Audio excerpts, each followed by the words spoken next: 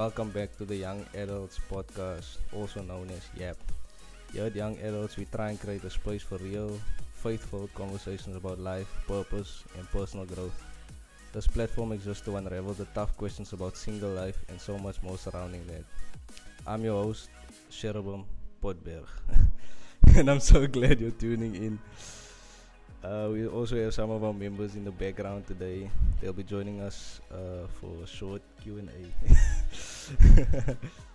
Now today's topic is facing singleness as a man. It's real, it's raw, and I believe it's going to speak to a lot of hearts. Joining us today is a great brother and friend, Mr. Christopher Karels. Chris is known for being loyal to the people around him, for his love of the outdoors, and for his passion for fitness and faith. Welcome, Chris. It's awesome to have you here. Thank you for having me. I appreciate it. Before we dive into the deep stuff, let's help our listeners get to know who Chris really is. So, where are you from? Born and bred in PE. How do you say? Gqeberha. Yeah. Gqeberha. Politically correct. Okay. Grew up in Galvin Park. Born and bred. Stayed there. Yeah. Still still in Galvin. Still a Galvin boy. So yeah. Yeah, that's good. This is an obscure question. This is Gus's question. Who are you a son and a brother to? A son and a brother to. Who's your parents and who's your siblings? siblings? Okay. I thought that's a spiritual question that you asked me, but it can be. Okay. First of all, in the physical form, I'm a brother. I'm a son. I have 4 sisters, 1 brother. I come from a big family, 6 kids. I'm the baby of the family, and yeah. So that's. But I'm a son of God. No, sorry. I'm not a son of God. Sorry, I'm a child of God. Yes. That sounded, a bit weird. But yeah, I'm a child of God, and I'm a born again believer, and I believe in Jesus Christ died for our sins, and yeah. Next question: what do you enjoy doing in your spare time? In my spare time, like you said in the introduction, I enjoy outdoors. I enjoy hiking, biking, anything that's got to do with moving your body. Enjoy. I say whether it's swimming in the ocean. I love the ocean. I love the outdoors. I love going to the gym, and spending time with my loved ones, my family, and spending time with my community as well. Our fellow brothers and sisters in Christ, and growing in my faith. Yeah. That's good. What makes you happy and what makes you angry? I say what makes me happy is my family makes me happy. The seeing my family united, being a servant of Christ, trying to help people. I might not be able to help financially, but in any sort of way where I can help. It's the smaller things for me. It's like whether it's packing chairs in a church before the service, stuff like that makes me happy. It's not the big things, and of course even just being around other people who I can also encourage. I'm a firm believer that things happen, even the bad things that happen to you. God uses that, and you become a testimony, and you can encourage others. And yeah, that's what I enjoy the most, being a servant for Christ, and being making myself available, Yeah. What makes you angry? What makes me angry? I think unfairness. When that makes me very angry, when things in this world, because we live in a fallen world, and it just when justice is not served, or when things happen because when you see wickedness prevail, and it seems to me like good is just take it for granted, and the evil prospers, and that's what makes me angry. People who lie, who twist the truth for themselves, manipulators. Those are the things that make me angry. And as much as it makes me angry, I know you can't control what people say or do, but you can control how you react.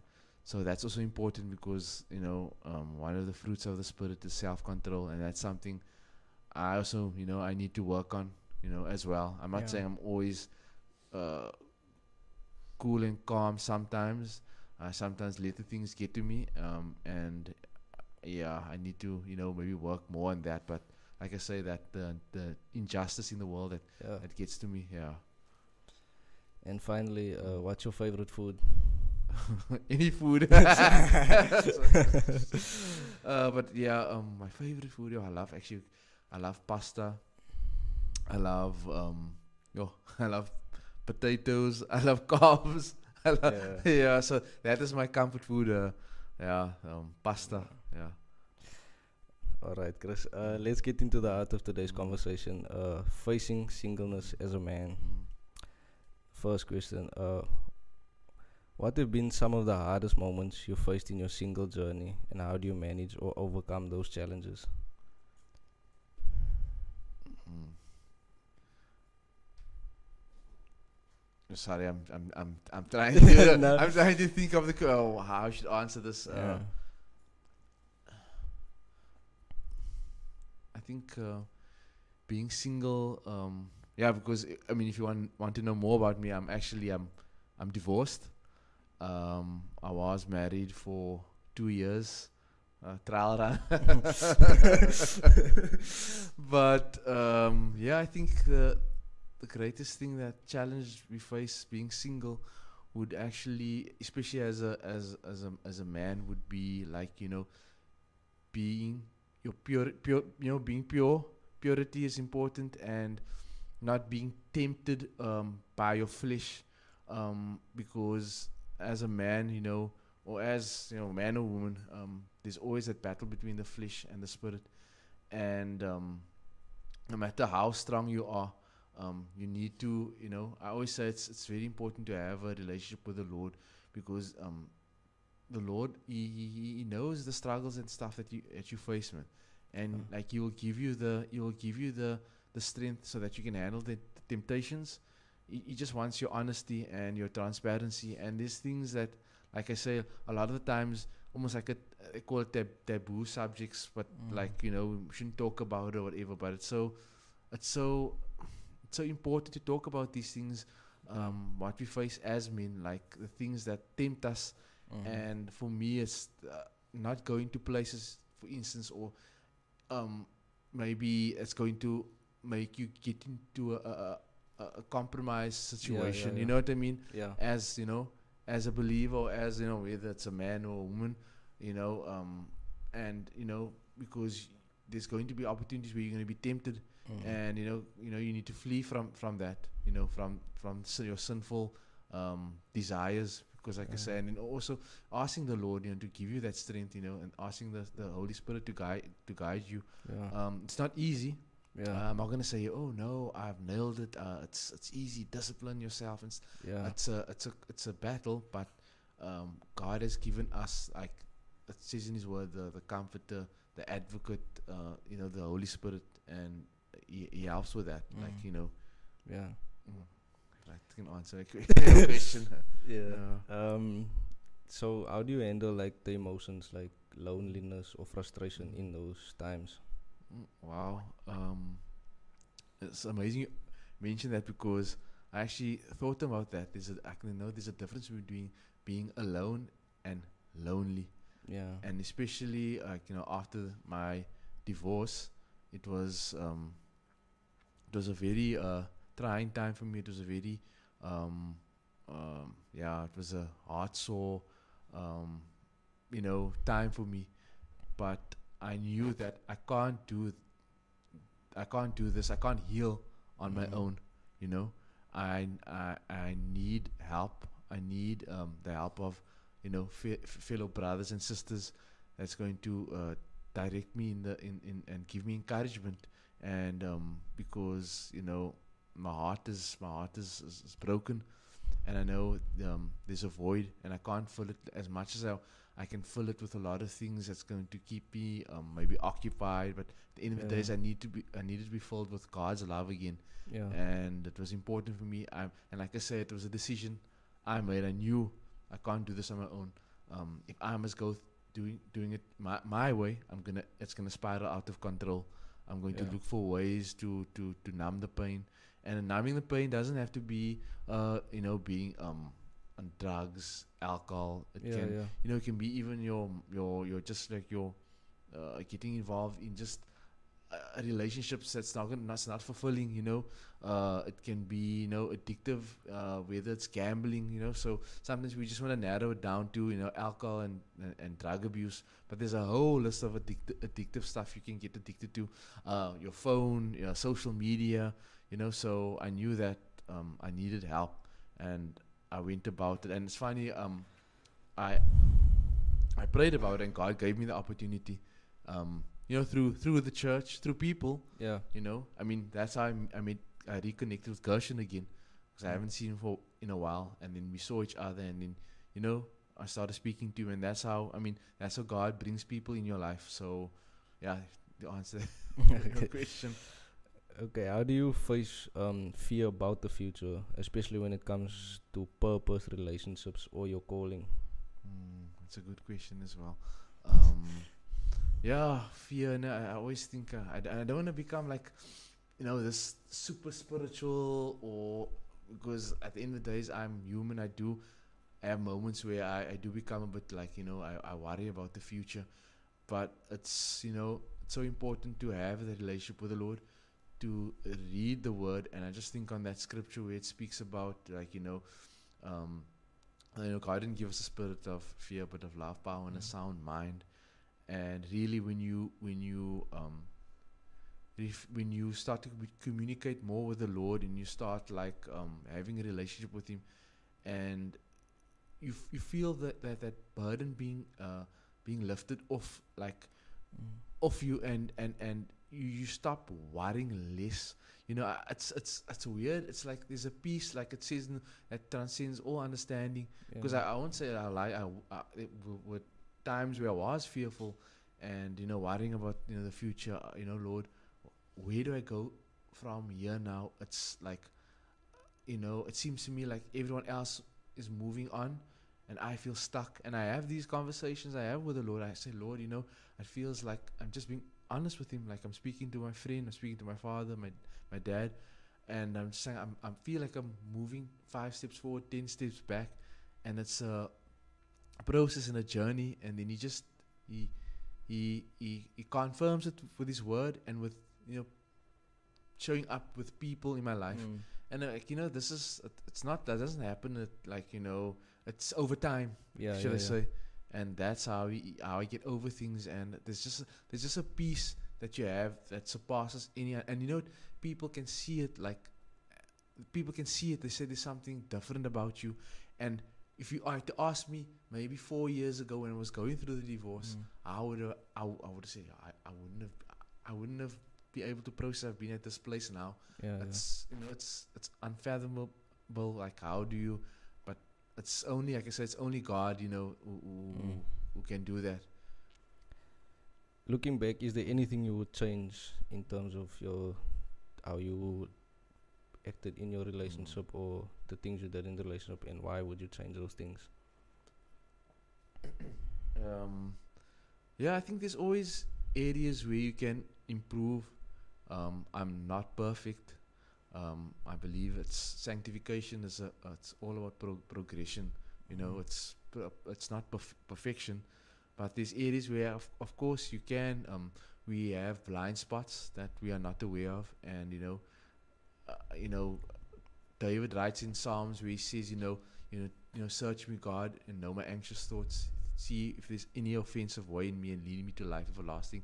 And we have to be really honest, and we have to be receptive to listening to God's voice and His truth. Sometimes it's not lacquer when we get reprimanded, but it's for our good. So I would say even like not becoming reactive to people's opinions, because at the end of the day, people will always have opinions about you. You can't control people what they do, but I can say you can control how you react. Yeah, yeah. I would say also,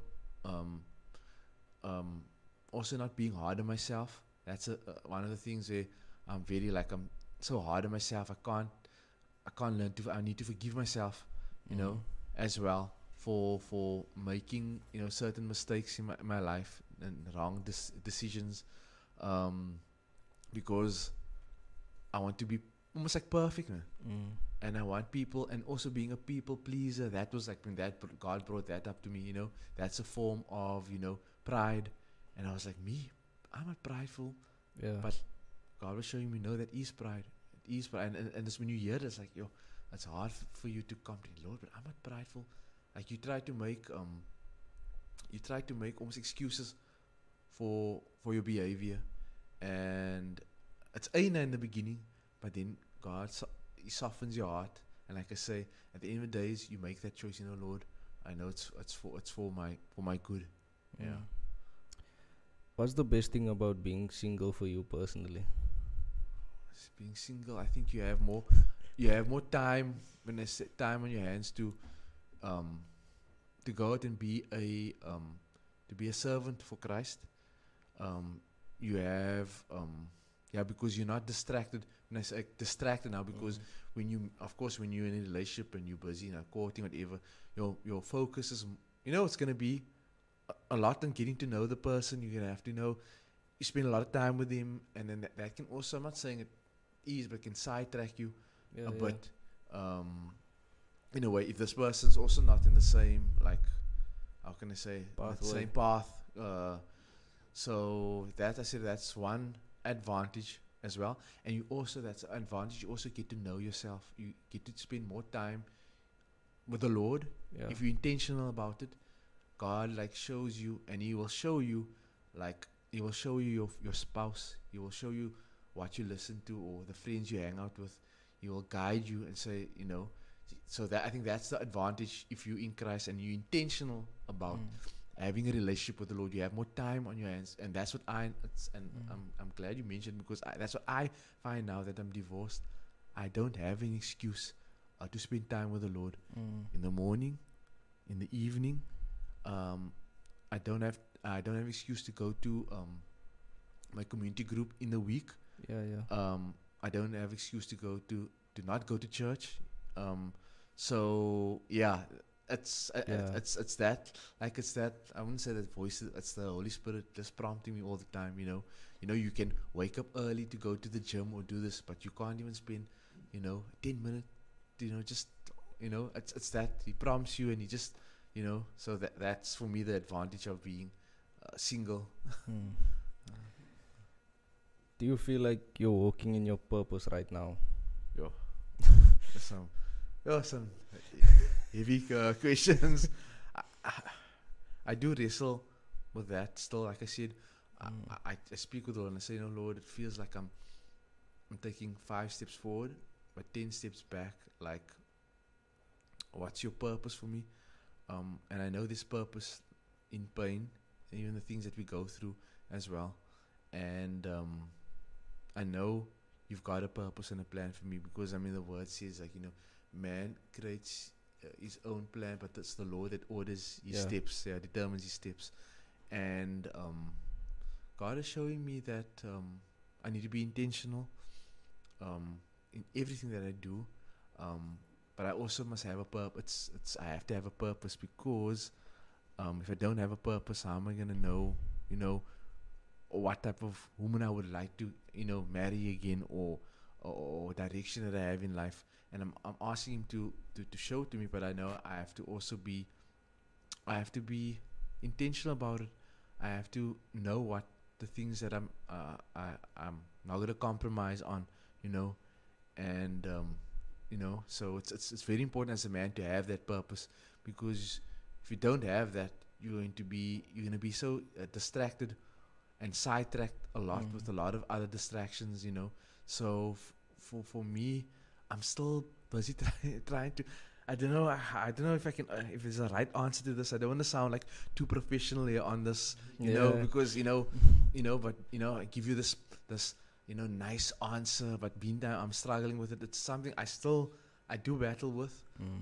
It's like especially after being divorced. It's like you have to track back again. You start all from scratch again. In your mind, you create this story in your mind that your life is gonna play out this way. But when it doesn't, then it's like you start from scratch now again. But it's also a good place to be in as well. Like I say, I'm not. I have glimpses of what God is like. He's using me, and he's like, because I'm not totally. He uses my personality. I'm a very even this is it's quite hard having a mic here and speaking. But I know he's using my personality, and it's gradual steps, man. It's not. He's not gonna push you into the deep end. And I see it like I see how I'm growing, like spiritually as well. The fact that I'm doing this podcast or this discussion, I would have never done it before, because of my personality. But he's slowly, he's slowly giving me that confidence and pushing me, to where I need to be. Yeah. So yeah. What are some of the best moments or blessings you've experienced in singleness? Sure. I would say definitely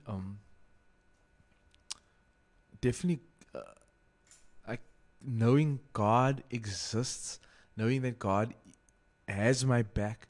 Like I said, being intentional. Because like it says in His Word, you will seek me and find me if you seek me with all your heart. And when you do, God shows up. And I've never had like visions and dreams like I'm having now that I'm single, because and I'm not saying these things to be like super spiritual. It's really I'm speaking from the heart. There's just the relationship that I have now. It's so much closer now, and I'm more like my spirit. I'm more sensitive to it now. Why even when things happen that struggles and stuff, you don't get too emotionally charged or worked up. You sit back and you think, okay, God, what is this situation trying to tell me here? So that just the closeness of and seeing God's hand being moved. And it's not like big things, it's small things, like it's small, like, because we always want to see big miracles and stuff. But it's the small things, man. It's like the daily blessings that God gives me. And I know I don't sound like a cliche, but it really it is like waking up in the morning, having being healthy, not having food on the table, having a job, having a roof over your head. These small things that you see, and in the morning when you get up, you hear the birds chirping, and it's like, thank you, God, for another day. It's these things that you don't take for granted anymore. And God, like, he just sees His hand in your life daily by His provision. So that's what I see in my life, being single. Yeah. And He also shows you the pitfalls, or He protects you from the snares of the enemy. Anything that's going to it's going to be a stumbling block for you, He shows it to you as well. And then, but the thing I love about God, He gives you a choice. He gives you free will. So yeah. You mentioned you're divorced. First of all, thank you for being open about that. And I have a few questions about that, if you're obviously comfortable answering those. I'm comfortable. What would you do differently in a future relationship? Yeah, that's a good question. I think the first thing, I wouldn't be led emotionally. I would set boundaries for myself. It's not for the person. It's for me. I would let my yes be yes and my no be no. Yes. Yeah, that would be my, like, because when you of course when you love, sometimes you don't you don't think really. You actually forget to see certain red. They call them as red flags that you see, and you're not aware of. Actually, you are aware, but you think, oh no, I can. This person will change, but I think that, like I say, for me, I'll also have people around me that will speak the truth in love, and they would also see those red flags, and they would also warn me and caution me, and so that is very important. And having, like, when I say friends, not a lot of friends, but that friend that will, speak the truth in love. That it's not gonna be overcritical, but speak that truth in love that you need to hear. Are you open to commitment or marriage again? I'm definitely, like I said, I've done that. I mean, it's been 4 years now. I've put the work in, not through my own. Yes, my own. I don't know how to say it, my own effort. Like, I made the decision. Yeah. It's not going to be. I can't do the healing on my own. I need to be vulnerable. I need to be open, and I need people standing behind me. I need people who are going to encourage me as well. So I am definitely open again. I haven't closed that part of me, but I'm more now. I would say I'm more cautious now of how I go about looking for a spouse, or looking for a partner. So that's. Based on your past experience, how do you see a successful relationship? How does a successful relationship look to you now? A successful relationship would be that. I remember, when I did the counseling for relationships, they said it's like two people, if going on booking a flight, but they're going to two separate areas, cities, locations. You need to be boarding the same flight, going to the same destination, and it's like having, would I say, the same mission statement or the same vision that you have for each other, and of course, Christ being the focal point actually, and it's like a triangle where you both are going and you are meeting at the center of that triangle, the point which is now God, and from there, like, I would say it's knowing that what is the purpose, your godly, how can I say, position in this world as a man and as a husband and a wife, and what your roles are. It's very important, because we can see in today's how the roles are being manipulated in today's society. There's the biblical order, should I say, as being twisted, and we know the enemy will always pervert what God has created. God has created marriage for a purpose and a reason, and it's a beautiful thing. But Satan comes and he perverts it, and he twists it, and he takes it and he so it's very important that going forward, going now, and in a marriage, that you guys have the same vision that you have for each other, like this. You guys have the same mission statement basically, and like I say, and your words have meaning, because for me, it's not a contract, it's covenant. You're actually coming before a God, a sovereign God, and you committing your lives to, and people don't know the impact their words have, or that's what, like, covenant. That's what God is. He doesn't break his promises. When he says he's gonna do something, he says he's gonna do it. But unfortunately, man, we are not like that. We say stuff, but we actually don't go about and act on that. We easily give people our word, but we break our word. Everyone listening, remember, your singleness isn't a pause in your story. It's part of God's plan for your growth and purpose. Learn, build, and trust in Him. This has been Young Adults Podcast, where we talk real, love real, and grow together in faith. I'm your host, Sherman Potbeer. Stay blessed, and we'll catch you next time.